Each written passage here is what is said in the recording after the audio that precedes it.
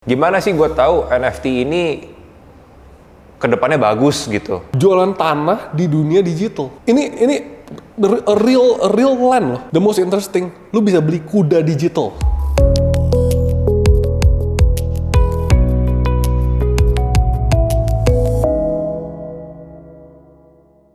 Hai guys, Inside Market episode 3 kita udah kedatangan Kevin Cahya.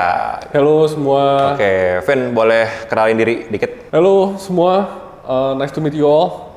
Nama gue Kevin Cahya dari One Origin. One Origin gitu ya. Buat yang belum tahu, One Origin itu adalah NFT marketplace ya. Ini yang pertama di Indonesia, apa gimana?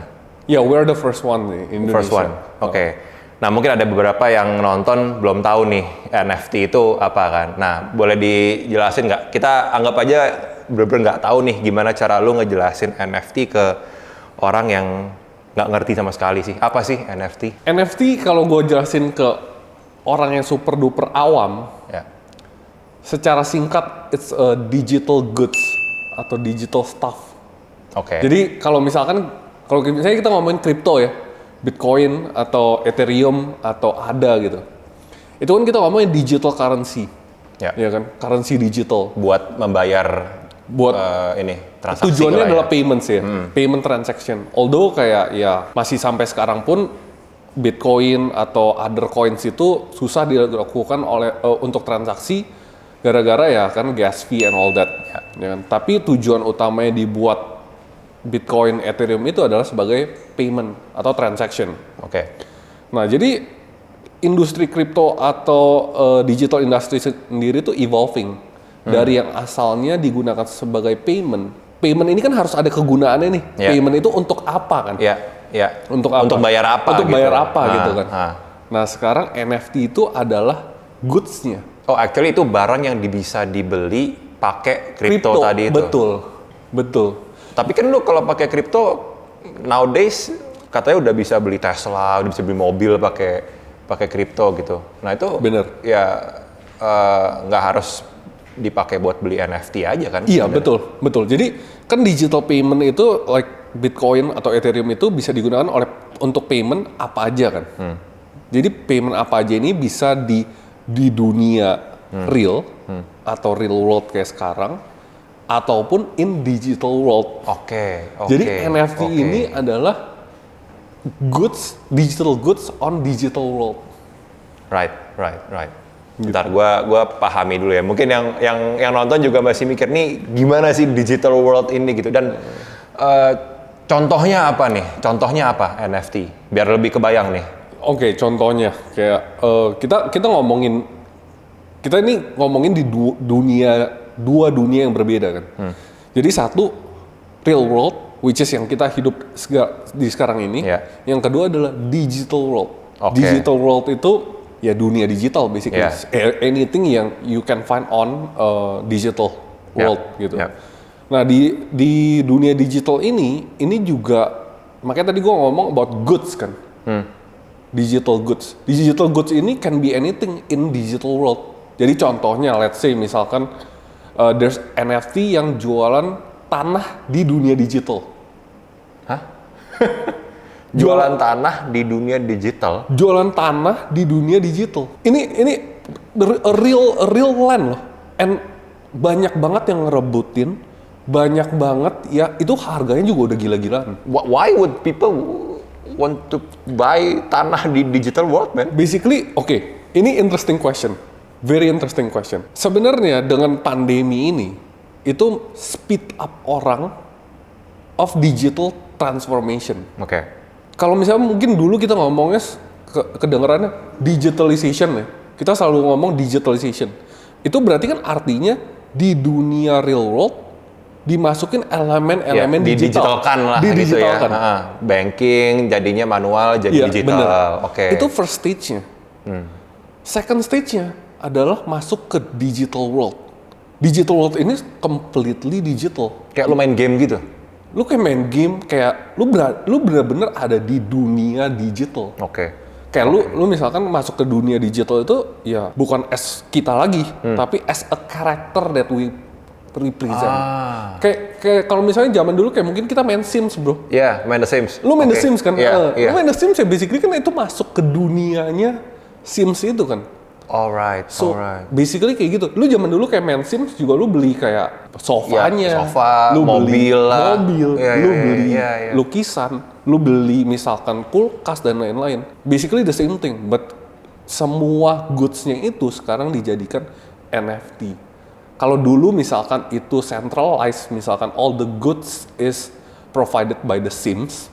Jadi semuanya kita belinya kan ke The Sims. Lo kan? mesti main, lo login ke gamenya dulu. Ke login ke baru game, lo ya. beli. Nah sekarang itu ya semua itu become decentralized. Oke. Semua itu decentralized. Jadi platformnya cuma ngejadiin dunianya, tapi goods-nya and whatever we want to do, gameplaynya itu terserah kita. Gue mulai kebayang nih. So ada dunia digital di mana mungkin itu mirip kayak dunia yang beneran real world gitu ya. Jadi di dunia digital itu ya lo bisa beli tanah, lo bisa beli artworks, lo bisa beli ya everything lah ya. Tapi bentuknya digital. Oke. Nah lately itu NFT rame banget nih. Wah ada bikin apa, terus harganya dari 0, berapa Ether tiba-tiba naik jadi berapa belas atau berapa puluh gitu kan. Yang artinya demand-nya kan makin lama makin banyak nih, orang tertarik gitu. What's so interesting about the digital world ini gitu sehingga orang pada pengen gitu. Emang apa sih yang ditawarin gitu loh? The most interesting, lu bisa beli kuda digital. Oke, tapi emang Kuda emang digital. kenapa kalau gue bisa beli kuda digital, men? Let's say in the UK. In the UK kan itu the number one betting itu adalah horse race betting. Oke. Ya kan? Balapan kuda. Balapan kuda. Judi balapan kuda. Judi balapan kuda. Itu di UK itu super big. But right now with the pandemic, orang kan nggak bisa horse race lagi kan. Oke. Kayak orang datang ke stadionnya udah di ban kan. Ya, nggak boleh. Tapi kan ada orang-orang yang hidupnya itu di balapan kuda. Oke. Orang-orang yang kayak soul-nya itu bener-bener di balapan kuda. Ya. Nah orang-orang ini itu orang-orang yang ditargetin untuk masuk ke digital world. Oke, istilahnya gue nggak bisa nih balapan kuda asli sekarang, tapi gue bisa balapan kuda digital. Gimana caranya main balapan kuda digital? Dan itu bener-bener kudanya itu bener-bener kayak asli. Lu beli kuda, lu bisa breed kudanya, dan each of the kuda itu punya stats yang berbeda-beda. Dan kalau misalnya dia kawin, misalnya breed A and breed B, dia kawin, gennya itu bisa turun ke anaknya. What? Jadi misalkan satu kuda nih, dia strength-nya itu misalkan dia kenceng tapi arahnya misalkan kurang bagus. Nah itu bisa diturunin ke anaknya juga bisa dapat gen yang sama. Loh, bentar. Jadi ini kuda digital tapi kayak kuda beneran gitu, ada karakteristik ability-nya, strength-nya gitu-gitu. Sama lu kayak main FIFA lah, atau kayak lu bisa bikin players, lu bisa punya iya. Kudanya itu players itu. Oh man, oke. Ya bisa lu bisa beli kudanya, lu bisa jual kudanya, lu bisa breed kudanya. It's like a real world. Dan itu kudanya sekarang value-nya nggak kalah sama harga kuda beneran. Wow. Bisa lebih mahal daripada harga kuda beneran. Wow. Itu game-nya namanya Z-Run. ZEDRUN. Ya, itu anomaly but it's the digital world. Right. Itu baru kita ngomongin kuda. Belum lagi kita ngomongin game digital like XC. Mungkin yang di sini udah pada tahu tentang XC. XC kalau zaman dulu kita kecil mungkin kita mainnya Pokemon atau ini. Dulu kan Pokemon is very crazy lah. Kita bisa everyday bisa main berapa jam kan. Betul. XC juga sebenarnya gameplaynya juga nggak beda-beda jauh sama Pokemon sebenarnya.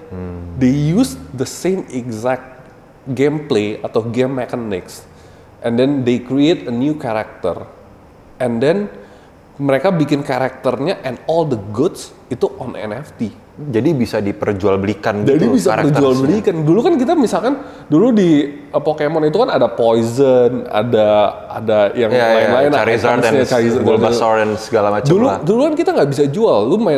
Kita main Pokemon gitu mau sampai Charizard level 100 ya udah kan, maksudnya yang palingan ya lu jadi jago aja kan, ya kan, that's it. But right now with NFT, Charizard lu bisa lo jual nih yang udah jago banget ini. iya.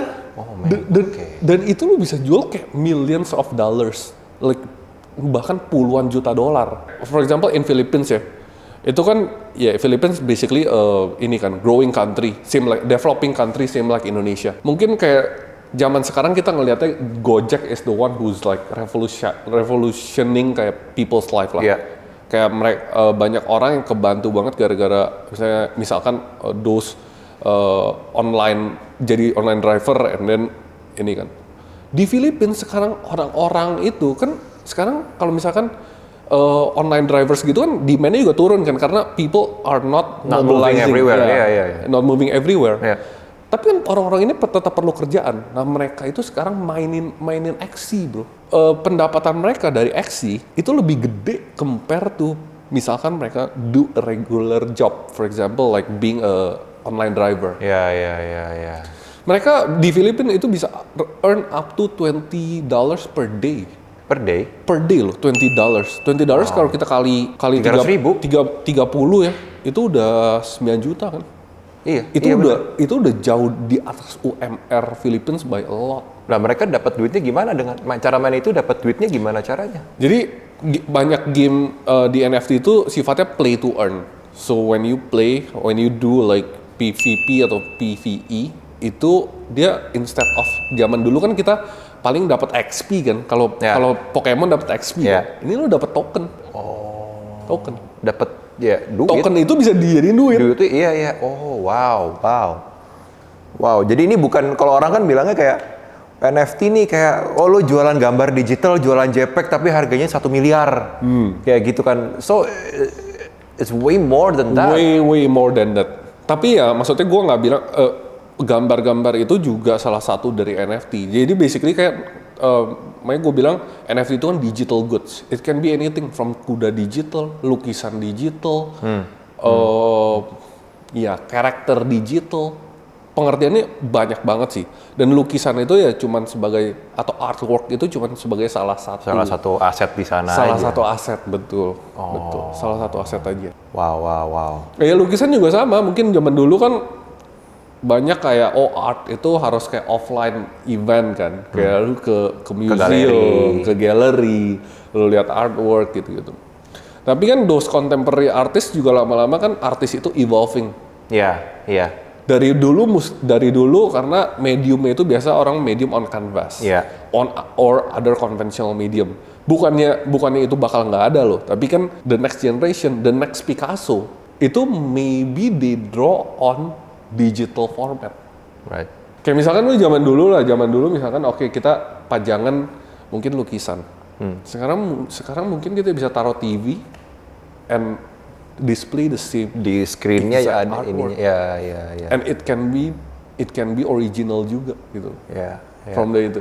Jadi ya the next digital the next artist ya I think bakal masuknya di digital gitu. Dan makanya kayak kita lihat kan kayak artis-artis di luar ya udah masuk ke digital era gitu, bikin NFT. Contohnya Beeple is 17 years old kid. Dia bikin NFT, dia gara-gara emang dia suka draw kan, dia emang talented. Kalau dulu mungkin it's impossible untuk dia bisa achieve big things, karena kayak misalkan lu conventional artist untuk bisa karyanya di value sampai miliaran atau puluhan miliar, it takes a long time. And maksudnya prosesnya juga nggak segampang itu. Tapi with NFT itu that process can be shorten until like ini. Beeple 17 tahun dia jual karya puluhan juta dolar. Nah itu dijualnya di NFT marketplace itu yang kayak One Origin lagi kerjain ini. Iya, jadi ya di dunia ini banyak marketplace. There are tons of marketplace mulai dari OpenSea, Non Origin, Foundation dan lain-lain. Ya itu target marketnya berbeda-beda. Orang-orang yang jual NFT ini bisa masuk ke marketplace tersebut and jual dia punya NFT. Tapi lo nggak bisa jual sendiri gitu? Bisa. Ini kan decentralized platform. Jadi lu bisa jual sendiri. Tapi ya there are two different marketplaces ya. Satu ada yang open marketplaces, yang the other one is a curated marketplace. Jadi it's the same thing as like marketplace yang kita tahu lah basically. Lo mau ke ya butik atau lo mau ke ya pasar yang atau anyone can sell lah basically. Ngerti. Gitu. Jadi bedanya adalah kalau anyone ya mungkin marketplace-nya lebih ini ya, maksudnya ya anyone can sell lah basically. You can find anything. But like to find it actually kan harder karena too many, broad banget, dan juga maksudnya itemsnya kan banyak banget tuh di situ. Nah kalau yang curated itu ya more specific, kayak misalkan there are marketplace that specific for fine art NFT. Jadi kalau misalkan lu emang sukanya fine art and lu sukanya some genre, ya you can masuk ke situ and then ya lu udah tahu kan di situ kayak genrenya itu gitu. Ya. Gitu. Wow, gila ini ngomong baru bentar tapi gue udah agak-agak mind blown gini sama NFT cuy. Wow, itu tadi si kuda tadi itu loh. Kuda digital itu agak-agak gila, men. Kenapa lo tertarik sama NFT? Lu background lo apa sih? Itu by the way tadi gue mau tambahin juga. Itu kita baru bahas kuda digital. Baru kuda nih, belum yang kita belum bahas tentang monkey digital. What? Monyet monkey digital itu ada namanya one project lah namanya ini ya Bored Ape Yacht Club. Bored Ape Yacht Club itu basically ya orang gambar basically karakternya itu monkey. Oke. And last week ada golden monkey that's being sold on, gue lupa Sotheby or Christie's. Itu sold for 18 or 28 millions dollars. Golden Monkey itu salah satu dari Bored Ape itu namanya Golden Monkey. Salah satu, ya one of the rare one lah. 18 million dollars. 18 million dollars. Gue lupa 18 atau 28 ya. Itu berapa? 30 miliar. 300 miliar. 300 miliar. 300 miliar. For a goddamn picture of a monkey. Of a monkey. 300M tuh gue bisa beli apa ya? Makanya kayak apa? Bentar. Good question. Gue ngerti arahnya. Lu mau nanya kan apa sih kenapa orang beli itu kan? Iya. What drives the demand gitu? Yeah, apa? Itu sama aja sama why we purchase Hermes bag or we purchase like luxury items lah. Kayak misalkan AP watches atau kayak mobil mewah. Sekarang kan those people itu nggak bisa flex on that lagi kan, karena ya lu ngapain beli Hermes bag karena lu bakal di rumah anyway, siapa yang bakal lihat kan? Lu ngapain flex on your AP watches, like who will see it, karena lu di rumah, nggak mungkin kayak lu selfie habis itu kayak gue pakai baju tidur habis itu jam tangan AP, kayak nggak mungkin kan? Jadi people are flexing off their profile picture. Sekarang profile picture itu digunain sebagai show, maksudnya flexing, a way to flex. Damn it.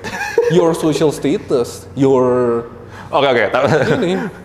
Bentar. Gue bisa crop gampang banget men gambarnya men, terus gue tinggal taruh di profile picture gue without forking out the goddamn $20 million man. You can. But it's the same thing. We can always wear fake AP watch. Or we can always use like Hermes fake bag, but people will know, karena especially in crypto world, in blockchain world, everything is recorded kan. So for example, every single item itu recorded on the blockchain, and people can track who actually owns this thing. Jadi ya we can always crop, but people will know, that's not the real one. Wow. Gitu. And tapi 300 miliar, men. Satu a way to flex. Yang kedua, people are looking for the community. Kayak zaman pada saat pre-pandemi sama post-pandemi. Kalau pre-pandemi kan kita masuk ke community kan, lu mau masuk ke misalkan klub mobil. Ya kan? Klub mobil, klub motor, klub. Ya lo mesti punya mobilnya dulu dong, beli dulu Ferrari-nya gitu kan. Bener kan? Makanya people are buying Ferraris, people are buying like BMW M. It's the same thing. Sekarang orang kan nggak bisa keluar. Jadi orang belinya untuk but people are social people kan. Maksudnya people like to socialize with people and they want to enter the exclusive community. Right. So dengan beli those goods, dengan beli those NFT, it can masukin lu ke that community. Ya, Imagine sama aja lah kayak misalkan kayak masuk ke Mochi atau ke apa, cuman ada a certain number of M vehicle kan, Bener. a certain number of Ferraris in Bener. Indonesia. Makanya kayak yang mahal sebenarnya itu apa? Lu kalau masuk ke Voci yang mahal membership card-nya sebenarnya. Ya, status lu lah itu ya. Statusnya. Ya. Sama, people masuk ke NFT bayar Bored Ape ya club segitu mahal ya untuk masuk ke community. Makanya community is the most important thing. Tapi banyak juga kan yang beli ya cuman buat dia dijual lagi dan dapat apa gain gitu kan. Pasti. Sekarang ini. Pasti. Jadi ya kan di mana-mana selalu ada dua hal lah, kayak misalkan di financial. Di financial kan juga selalu ada dua kubu yang berbeda, investor and traders. Ya. Ya kan? Hodlers and flippers. Flippers, ya. Sama di NFT juga basically kayak gitu aja, juga. ya. Jadi ada yang hodlers yang kayak misalkan the OG yang benar-benar believe in the project, benar-benar wants to be the core of the community, but ada juga yang flippers. Ya. Tapi gua nggak pernah benar-benar ngedalamin blockchain segitunya ya. Cuman kalau tadi lo bilang, oh semua kan terrecord nih who owns what gitu kan. Jadi lo bisa lihat nih si A punya NFT X gitu misalnya ya. Nah, emang kalau di blockchain itu ada namanya gitu ya, Kevin gitu kayak ini tuh Bored Ape yang ini dibeli sama Kevin Cahya gitu. Emang ada nama lu gitu? Apa gimana sih? Nggak ada sih. Jadi semuanya itu back to wallet. Oke. Jadi kalau kita di blockchain itu semuanya recorded in a wallet ID kalau kita sebutnya. Wallet ID. Tapi wallet ID itu ya kan kita bisa connect-in ke berbagai macam ini kan. Wallet ID itu bisa kita cantumin nama kita atau enggak. Oh, jadi lu bisa publicly disclose nama lu di di ledger itu gitu.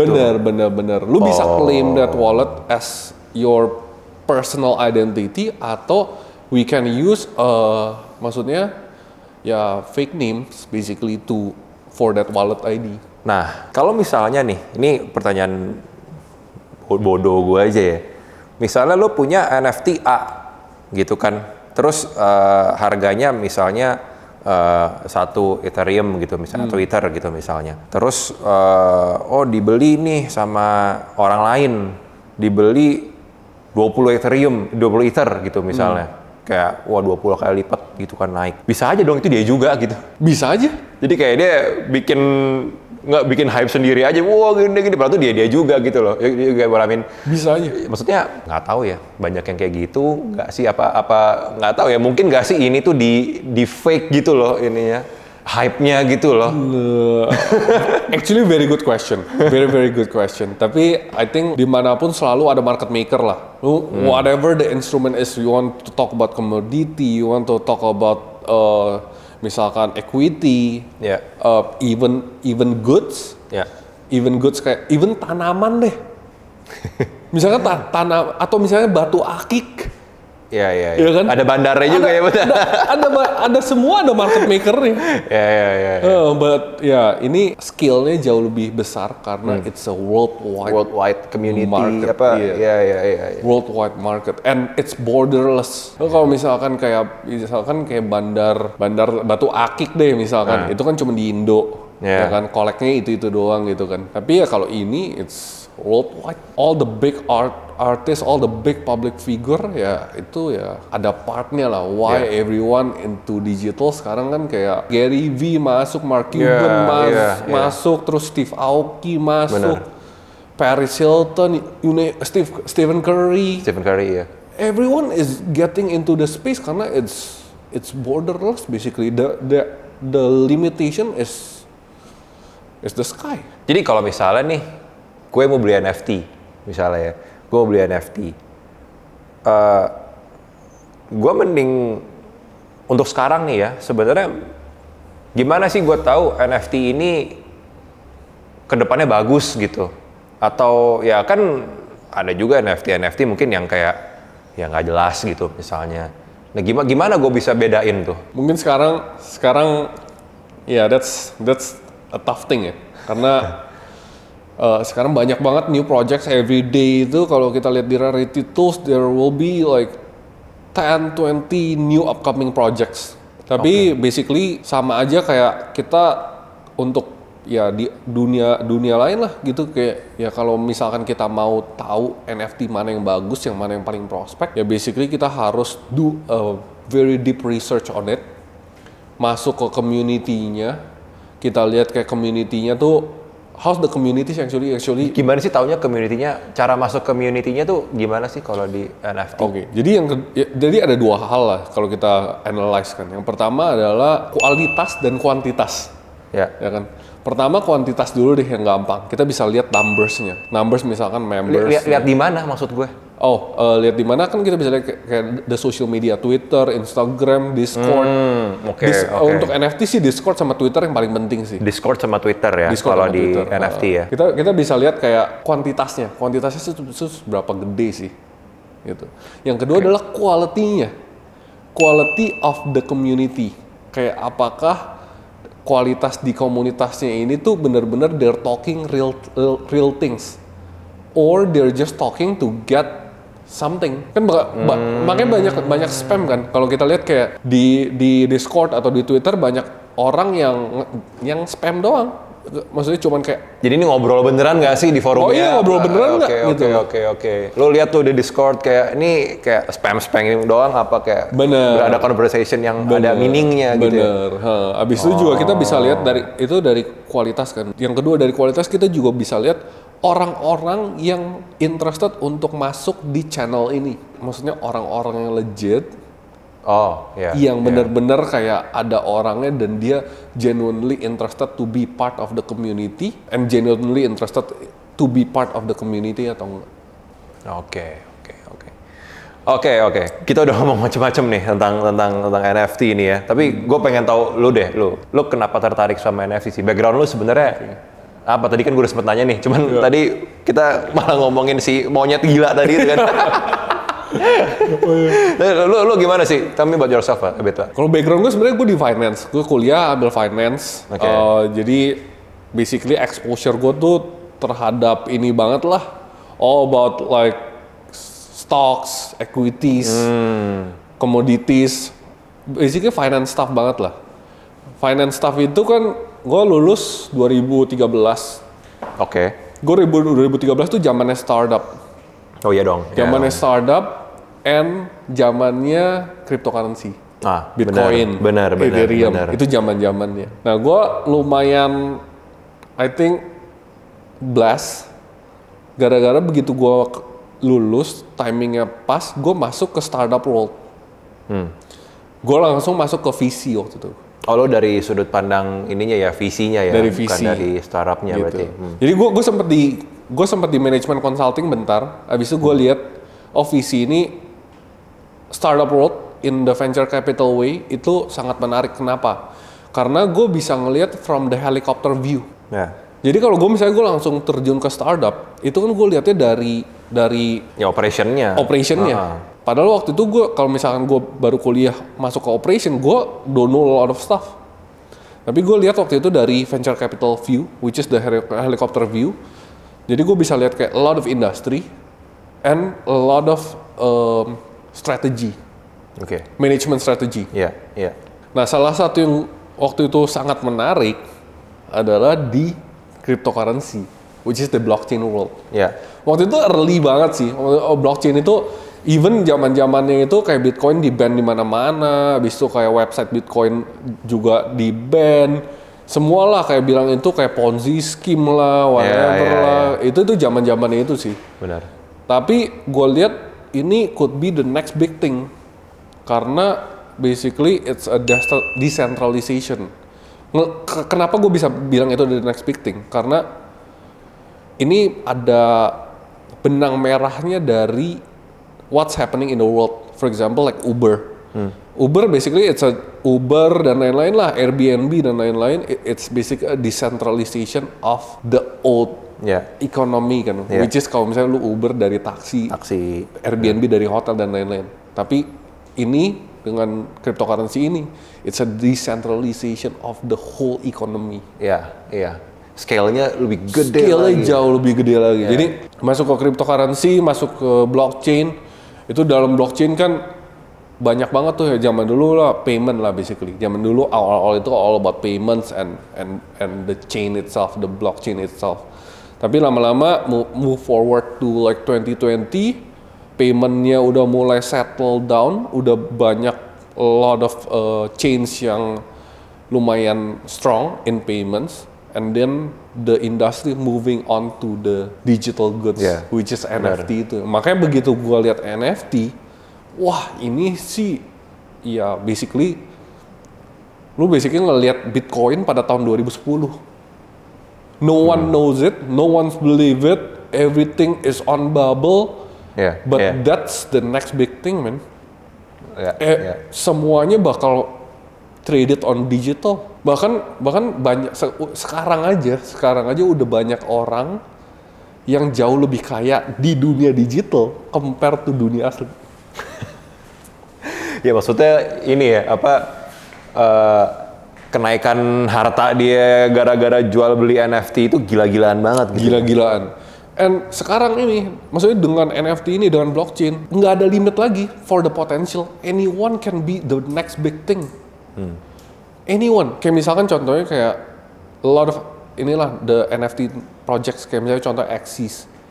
Axie itu foundernya orang Vietnam. Iya. With no HBS background, with Yeah, no yeah, management consulting background, Yeah. basically no one. But they have the dream and the community jalan. Ya. And then become the next big thing kan. Benar. So ini benar. ngebuka banget sih opportunity for a lot of people. Jadi kalau lo ngelihat nih NFT ya, kalau lo mau beli NFT sebenarnya ngelihatnya tuh buat investasi atau buat buat join community gitu-gitunya kalau for now nih. Kalau gue sih bener-bener believer ya. Maksudnya kayak gue ngelihat ini for the long term. Cuman ya kalau misalkan kita ngomong gini, setiap orang kan pasti ada preference-nya masing-masing. Ya, ya. Tapi maksud gue mungkin yang gue note adalah jangan terlalu spekulasi. Maksudnya kayak be responsible of whatever we do. Tapi gila men, nggak dari di bawah 1 ETH jadi tiba-tiba 20 satu Ethereum itu ya, kalau mungkin yang nggak terlalu aware lah. 1 Ethereum itu berapa? 40 juta? 50-an juta. 50 juta kan? 50 juta. Yang waktu itu apa namanya? Yang si Oniforce gitu-gitu belinya paling cuma berapa? 0,08, 0,07. 0,08, nggak nyampe 0,1 bahkan, berarti nggak nyampe 5 juta berarti belinya kan? Terus dia bisa jual lagi for how much? At least 7. 7 Ether kan? At least. At least kan, berarti kan dari nggak nyampe 5 juta jadi 350 juta. 50 juta. Dalam berapa hari itu dia bisa kayak gitu? 3 days. 3 days man, 3 hari. Lo tiba-tiba untung 350 juta dalam 3 hari buat jual beli gambar. Tapi ya itu the success story lah. Betul. Maksudnya there are tons of other project yang nggak jalan Yang juga. nggak jalan. Jadi ya makanya kayak yang tadi gue bilang, kayak kalau misalkan lu pada mau masuk NFT, ya lu harus bener-bener do a lot of research about the project itself, the community, supaya lu bener-bener yakin kalau masuk dan lu nggak jadi paper hands, which is kayak turun dikit abis itu panik gitu. Ya. Karena di NFT ini the liquidity itu not as liquid as other market. Lu misalkan lu beli mobil, lu beli saham, lu beli komoditi, istilahnya lu detik ini lu mau jual itu bisa kejual kan. Kayak misalnya lu beli saham, lu langsung udah haki aja udah, lu dapet duit. Lu NFT nggak bisa. Kalau NFT itu tunggu ada yang beli. Betul. Dan itu could be a real pain loh of waiting. Karena the biggest pain in the world is actually waiting. Kalau kita nggak kuat, mental kita udah kemana-mana. Jadi, so you're saying kalau lo men-treat NFT ini sebagai investasi, sebenarnya resikonya masih jauh lebih gede ya daripada lo beli saham atau even lo beli kripto sekalipun gitu Jauh ya. lebih gede. Masih jauh lebih gede ya. Lebih gede. Ya ini kan basically ya the world principle lah, ya high risk high gain kan. Ya. High reward, high risk. Gitu. Oke. Ya ini kalau mau beli kayak mungkin kayak ya 5% or 10% of your assets masih oke. Tapi oke. kayak lebih gede daripada itu it's super Jangan. risky unless you really know what you're doing. Ya. Nah terus kalau mungkin gue mau tanya dikit lah terakhir ya tentang One Origin lah. Nah ini One Origin ini sebenarnya apa sih dan vision lo tuh apa sih di One Origin ini? Nah, ini actually really interesting nih. Karena ya one of the key thing itu kan di NFT itu kan sebenarnya art. A lot of people itu masuk ke NFT basicnya art karena no matter what it's a JPEG or a photo in other format. Ya kan? So basicnya mau nggak mau art. Dan kita lihat di luar sana itu trennya all the artists itu becomes digital and masuk ke ranah NFT ini. Artists from all over the world loh, and then they make big money on NFT. Bikin karyanya, yang tadi gue jelasin, mungkin dulu dia offline, sekarang udah gue masukin Online, aja NFT. iya. Nah basically kita mau do the same thing with Indonesian artists and Southeast Asia artists. Oke. Di Indonesia mungkin masih dikit ya artis-artis yang tahu tentang blockchain, apalagi NFT. Orang biasa aja tahu masih belum blockchain tahu. aja nggak banyak kali. Ini isinya nih artis itu kan basically ya mungkin banyak yang belum ke-expose sama teknologi kan. Betul. Jadi kita pengen masuk ke artis-artis itu, ngangkat artis-artis Indonesia yang karyanya itu Indonesia itu untuk art itu one of the biggest country for art loh. Exactly. Kalau misalkan kayak lu suka mobil, there's Detroit Auto Show, lu Tokyo Auto Show, atau misalkan lu suka fashion ada New Fashion York Week Fashion gimana, Week ya. dan lain-lain. Di Indonesia juga kita punya Jakarta Art ini men. Ya. Jadi artis-artis di Indonesia tuh banyak banget. Dan ini pengen kita angkat untuk yuk sama-sama masuk ke digital world, bikin your NFT and jual ini ke all over the world. Loh, tapi kalau artis-artis ini kalau bisa jual karya di One Origin dalam bentuk NFT, karyanya harus digital gitu. Digital. Jadi nggak bisa yang kayak lukisan biasa gitu di foto. Di foto. Atau ini. kita ada dua tipe. Jadi satu purely digital bisa. Ya. Yang kedua kita juga bisa work on digital plus offline-nya. Jadi misalkan gabungin antara digital gambarnya, image-nya dengan actual lukisannya. Actual ininya karyanya. Actual gitu. karyanya. Itu Oke. kita bisa lakuin juga. You do that thing juga ya berarti ya. Jadi inilah kita untuk artis-artis itu ya kita lagi maksudnya kita buka kesempatan untuk sebesar-besarnya untuk kita juga bisa bantuin untuk proses digitalisasinya itu. Oh, oke. Iya. Jadi kan a lot of artists itu masih kayak ya contemporary artist atau conventional artist. Kita bisa bantuin untuk kayak make it digital and then let's bring it to the market. Right. So si artis-artis ini tuh punya channel lain ya buat making money daripada cara-cara yang lama yang ya udah dia ke galeri jual atau gimana. Sekarang ada cara baru nih dijual dalam bentuk NFT gitu kan. Iya, betul. Alright. Dan juga bukan hanya cuman maksudnya kita masukin ke our platform and that's it. Kita bantuin untuk do the campaign.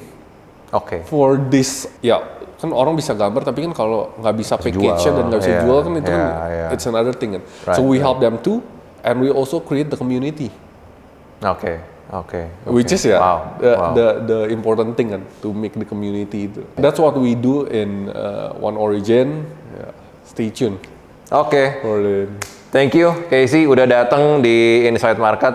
I wish you the very best buat One Origin. Semoga bisa sukses. Semoga NFT juga makin banyak community-nya dan kita semua juga bisa semakin cuan dengan NFT.